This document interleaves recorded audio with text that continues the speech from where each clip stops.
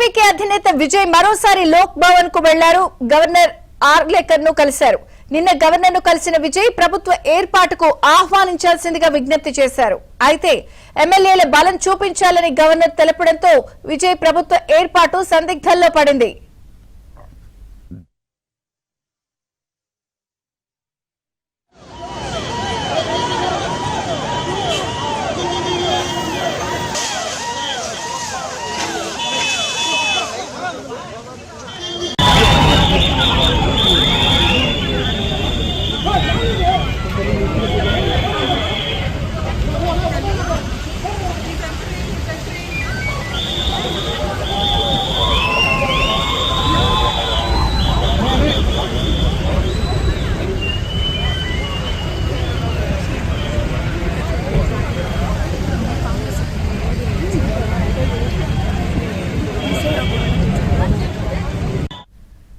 TVK అధినేత విజయ్ మరోసారి లోక్ భవన్ కు వెళ్లారు.